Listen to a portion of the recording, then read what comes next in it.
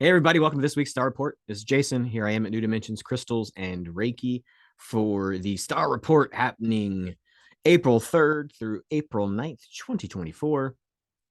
And, ooh, that incense is strong today. Vanilla and rose. It was just happened to be the box that was closest to the table I'm sitting at when I do my report. Um, so if I have a little, it's because it is intense being this close to my face. Now let's jump right in to the report. We'll start with the sun. Many of you might have been feeling the intensity of the sun over the last week, so it was a little bit active over the last 7 days. Getting to today, the only thing really happening with the sun currently is there is a coronal hole that has just moved past direct Earth facing in the distance, turning away from the Earth as we speak. When that happens, there is an uptick in earthquake activity because it squeezes a pressure, which yada, yada, yada, does a lot of stuff with the electromagnetic charge of the planet, but also gives a pressure to the tectonic plates, which allows them to shift and causes earthquakes. Just yesterday, I think yesterday, maybe it's today, but yesterday, either way, there was a big earthquake in Taiwan, which is probably attributed to the coronal hole. And so that's just the magnetic lock when it does it. And so the plasma stream that comes out of the coronal hole usually takes a couple days to get here. That'll start to get here overnight into tomorrow. So look for same kinds of instances, right? If you're sort of feeling sluggish or heavy pressure, sometimes that can cause some sleeplessness. If you don't like the sort of claustrophobic feeling that sort of gives you energetically, right? Like your energy is being compressed. Sometimes that's a lot of inward focused energy when we're trying to be outward focused, right? And so, not that one is either good or bad, but if you are uh, overwhelmed by inner gaze, sometimes that also messes with you a little bit. Gazing inside the self. Let's see here. Pressure, solarizing. I think that's everything that's happening with the sun. We are currently in the sun sign of Aries, which is the next thing on the list. Aries is really everything to do with the higher mind, right? So the crown chakra. And then, of course, Aries is sometimes referenced with uh, war and active energy or the divine masculine or something like that. I just saw some stupid thing that, and it was probably fake news or one of those websites that gives you hilarious news that they make up. But it said something to the effect of they were going to start not allowing Aries into the club scene or the club that this person was talking about. So the bouncers were going to check your ID for your birth date. And if you were an Aries, you couldn't come in and party because you were always going to get out of control and in a fight. So that's sometimes the negative aspect of what Aries is, but it's always the energy where you get enough drive, motivation to actually do stuff. And then, we see with the Ram to butt up against any kind of resistance too, right? So it's got positive stuff. How you're going to feel that on the body is, mostly up around the head area. You might be having, especially with the solar activity, you might be having increased headaches. If you're prone to migraines, those might be persisting during Aries season. Really, it's just an overstimulation, but it's an active stimulation of the crown chakra, which if you're kind of looking for where is it on the top of my head? Is it here? Is it there? You're really going to find, and I'm pretty sure everybody has kind of a little peak in their head, right? So it's like, oh, it's awful. Oh, here's a little, it's going to be right there at the peak, uh, probably closer towards the back, not so much towards the front, right? Because there's your bendy right here. And so, yeah, that's where you're going to feel a lot of the energy. That could be a lot of head itching could go on, right? A little tingle will be there. And that's just the energy flowing in from the cosmos. We are currently only in one retrograde, although we are in the pre-shadow of a retrograde of Uranus. The current retrograde that we have is Mercury. And Mercury is really governing communication and travel. And so communication and travel is communication and travel. Sometimes that's going to govern how you communicate, right? So a lot of times technology that is involved around communications will have issues and glitches. That's why they sort of say do a lot of contract work while we're in Mercury retrograde. And so, yeah, so maybe your internet's slow, your phone doesn't work, or you got spotty service, all that kind of stuff. All that is also governed by solar weather, as we've noticed that a lot of times intense solar weather will cause the satellites, and then also the trench, which connects our internet through the ocean, gets frazzled by all that extra excitability in the atmosphere. And so, when we're in retrograde, usually that's sort of an introspection about, and so it's also governing travel, right? Mercury is about movement. And so a lot of times things in Mercury retrograde or surrounding Mercury retrograde are about Mercury retrograde. That's hard to say really fast. Are about things that have to do with travel, right? So if you've got travel plans, if you've got an automobile or some kind of transit that you use, sometimes you have issues or decisions around those: upgrade, new tires, maintenance, it breaks down. All those kinds of things can be sort of happening during Mercury retrograde. It's not necessarily that Mercury retrograde or the energy of the cosmos is breaking those things. It's really that you've come to an energetic point where you have to re-examine, are those the modes of communication and transportation that you want in your life? So that's what you should really be thinking about. And that's the energy of the retrograde. And so, one of the things when you're introspecting that you really want to be asking yourself about is, what do you want to say? And then where do you want to go? Right. And so you should be thinking about those things in regards to what's going down with Mercury. And then if you really want to get down in the weeds, that's so weird. What am I on? Malcolm in the Middle. And then where that kid always whispers his response to funny jokes. Anywho, if you really want to get down in the weeds about how you should be focusing, because Mercury retrograde is basically going to be the entire month of April, you want to figure out which house, right? There's usually 12 houses that go around this little zodiac map that you get when you do your star chart. And so if you just go to probably something like astrology.com or something, any one of those things, you can get a free chart and sort of look at your chart, and it'll be divided into 12 sections. And then you look for the symbol, which is Mercury, which is usually in the most, and you'll see it, or just Google, what does the Mercury zodiac symbol look like? And then you find that little picture on the wheel. I'm telling you how to do this, I'm not doing it for you. And so whatever house that is in, right, it'll be labeled 1 through 12, right? See what that house means as a zodiac for you. And that could be a mode of focus for you during the month. Just for an example, we'll talk about yours truly. Mercury is in my 8th house on my birth chart. You don't want to do a current chart, you want to do your birth chart. And so when you look on your birth chart, Mercury is in my 8th house. Mercury in the 8th house, or the 8th house, is usually sort of governing the idea of death and rebirth and transformation. And then usually death and birth and transformation usually have to do with sort of financial activities of inheritance and taxes. So many of you, maybe some of y'all haven't paid that close attention. Many of you know my mother passed away in November, right? And so really April, my focus is on the managing of the estate. So I'm finishing up my mom's taxes, because you got to pay people's taxes after they die, which is the weirdest thing to me.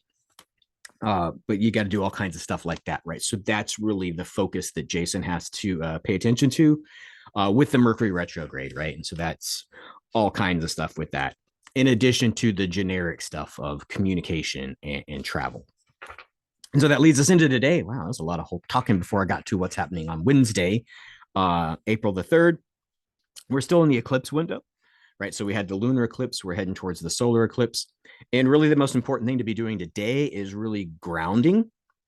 And so grounding is going to do a couple of things, right? And so that could be sleeping on grounding sheets. That could be stepping onto grass that doesn't have like concrete under it, barefooted.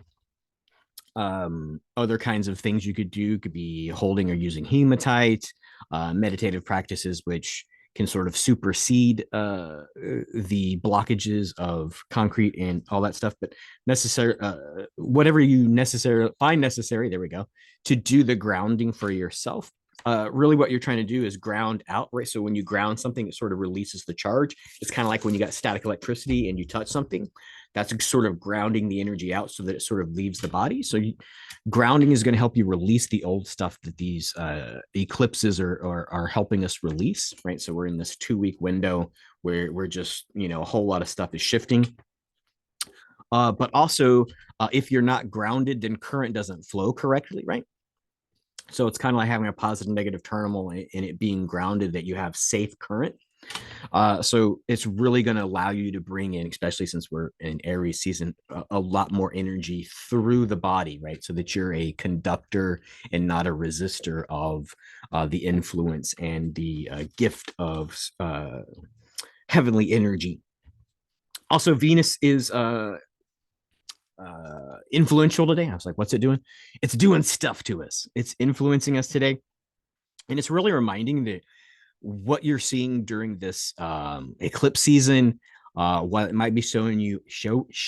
Wow. Speaking of Mercury retrograde, it might be showing you all of your own bullshit, which maybe you don't like to look at or you've been avoiding. And so uh, that is really going to oh wow, speaking of Mercury, so I can look down, lost my notes. Venus is reminding you that you should love yourself, right? This isn't revealing that you're broken and you're bad. This is telling you to sort of love yourself through all the stuff that you're revealing, and sort of think of it as revealing to yourself or dealing with stuff that you would rather keep secret.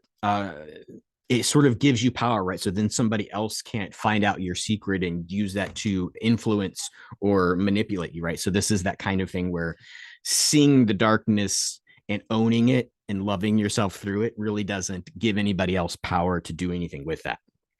That's a pretty big Wednesday. It leads us into Thursday.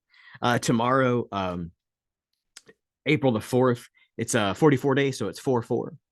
No matter which side of the ocean you do it in, right? If it's in Europe and they do 4-4, or if it's in America, they do 4-4. So 44 is the vibration, and sometimes it's a 444, 444. Some people see 1111 or 333. So it's that an idea of frequency with numbers. So 44 or 444 is usually the frequency of angelic vibrations. And so angelic can be divine beings. It doesn't have to be biblical angels, but it's just associated with beings that are operating outside our physical plane that are usually benevolent and have our best interests at heart. And so that angel energy is really going to be on Thursday, assisting you in balancing yourself out, right? If you're too down in the weeds or too hard on yourself and sort of stuck, or something that's being dislodged by the eclipse isn't letting go as easily, right? Ask for this angelic help on Thursday. And then if you're really into that, Thursday's a good window to sort of seek out your angelic guides, right? So if you are like, oh, I wonder who's my guide, right? That's a big thing in the metaphysical world, that you have somebody that is actively assisting you. Sometimes it's a loved one, a grandmother, a mother that's sort of passed on. Sometimes it's an angelic being, right? Like a lot of people see Archangel Michael or Gabriel. And then some people will see people like Buddha and Jesus, right? So, sort of the energy of Thursday is charged with the frequency of that kind of communication. And so, look for the ability to do that better on Thursday when you're there. Friday, April the 5th, is really with all the power of Venus and then all the power of the angels. Friday, it sort of gives you a sovereignty, right? If nobody can blackmail you because you dealt with your own secrets and you don't believe anything is absolutely dark and condemning of yourself, then you really have this sort of power to set boundaries. And when you set those boundaries, really, it sort of gives you a sovereignty, right? And so you want to think of boundaries as not disconnection, but the ability to remain you while you're being symbiotic with people that you need to stay in contact with, loved ones, bosses, co-workers, and stuff like that. So this is really kind of telling you that you have the power to sort of set those boundaries. So have fun on Friday setting boundaries while everybody thinks the apocalypse is happening for the eclipse uh, happening on the 8th, but we're not there yet. So Saturday and Sunday, speaking of the eclipse, is really preparation for the eclipse. If you have time to meditate on Saturday or Sunday, um, on what you want this solar eclipse to do for you, how you want it to sort of, uh, if you've sort of focused on something that you wished the lunar eclipse would have gotten rid of, maybe you start to meditate on how this solar eclipse is going to help you release that stuff, and sort of, you don't even have to think of it as necessarily bad things, right? But think of it as a shifting into a new gear, taking on a new role, and leaving things behind, right? So if you're going to take on a new role, right, sometimes if you change sports, you don't need all the sports equipment for the new sport, right? So same thing, right? You're not, it's not bad necessarily that you're leaving it behind. You just don't need it for the next leg of your life. And the next leg of your life will be slowed down if you continue to take stuff with you that you don't need. And so sort of prepare for the new image that is possible and probably likely for lots of us, even though it might be in very subtle ways. Uh, the new identity or the new image of the self that's going to happen post eclipse is what you want to be meditating on. And again, this is Saturday and Sunday, so this is April the 6th and the 7th. And I want you to think of it as, when maybe a sitcom or a movie scenes cut, right, and sort of go phase to black, or it's a quick different new scene, right? You want to think of that same image is what you're doing, right? Here you are in your current scene, and then when the scene goes and it flashes a new scene, who do you want to be when that scene comes back to the screen, right? So you're going to think of that as the energy of what the solar eclipse is going to be doing for us on the 8th, which gets us to Monday the 8th. The solar eclipse really, you're closing the door, right? You're leaving the scene behind of all the things that you're letting go of, or all the things that are seeming like they're collapsing for you over this 2 weeks. Um, yeah, what a ride. Hey, humanity. And then, of course, the tension that they put on the internet about, apocalyptic stuff that is happening and what's going on in the dark zones of the eclipse. Take the precautions that you want, but there's really nothing pointing to anything cosmically that's going to be happening that would cause such upheaval, right? It's only the reaction to it or the action taken during it that might cause some some bad word Uri. Just you know maybe have an extra couple of things of water in case the electricity flicks in and out, but I don't think it's going to be a big deal. I could be wrong, but I'm not. I might accidentally even be flying through the air, traveling at that time. So I'm not scared. Uh, Leads us to Tuesday 4/9. The eclipse doorway closes. That's the 2 week window in between eclipses. And that leads into a 2 week post eclipse period. It's just sort of like anything that sort of started to unravel or that you started to let go of during this 2 week period. You've got 2 weeks to close down all that business, right? And so maybe even the pre-shadow, right? So over the last 4 weeks, what have you been working on? You got 2 weeks to finish that up, which leads us to just the April highlights for the rest of the month. Not much is happening. Just like not much is happening this weekend. I've been talking probably 20 minutes now. The April 13th, we're gonna be halfway through Mercury retrograde. Just sort of a mile marker, like how much longer do we have of this if it's being particularly intense on you. April 20th through 21st, not through, but depending on which side of the planet you're on, it's the 20th and the 21st. Probably the 20th here in the United States West. Not the Western United States, but the West, which anyway. Mercury, Venus, Mars, Saturn, and Neptune are going to be in alignment. And so you can go look up, the meanings or the characteristics of those planets. and sort of see what that combo together is going to kind of do with you during a Mercury retrograde. It's sort of a really intense period, but not necessarily a bad period, but something to sort of focus on or look towards. April 23rd and 24th, so 23rd here in the United States, eclipse season ends, and the Lyrid meteor shower coming from star system Lyra peaks, and it'll also be a full moon. So you might not be able to see the peak of the meteor shower with the full moon, but you'll probably see a little bit of it. And full moon is, cleansing, and then meteor showers are usually epiphanies, vivid dreams, sort of shots of light that, unexpected awarenesses sort of come during peaks of meteor showers. And then April 25th, Mercury retrograde is over, or Mercury moves direct. And so then we'll have obviously the 2-week post shadow after that. But April 25th is the date, if this Mercury retrograde is already starting to be intense for you, that you have to look forward to the intensity waning. I think that's everything. For those of you who are local, I will be out of the shop starting tomorrow, Thursday, the whatever that is. What is tomorrow, Thursday? Today is the 3rd, so tomorrow is the 4th. So tomorrow the 4th, I'll be heading out of town, and I'll be back in the shop next week. So I'll see you next Wednesday for the star report. And if you need anything, any of the open dates that are on the calendar, when you go to newdimensionscrystals.com, you can book a session. Cleanse, connect, and integrate is what's there, along with breath work.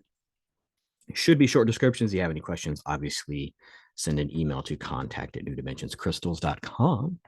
I think that's everything. I feel like I've been talking forever. Maybe I haven't. Maybe you enjoyed it. I know I did. We'll see you next week. Until then, everybody, many blessings.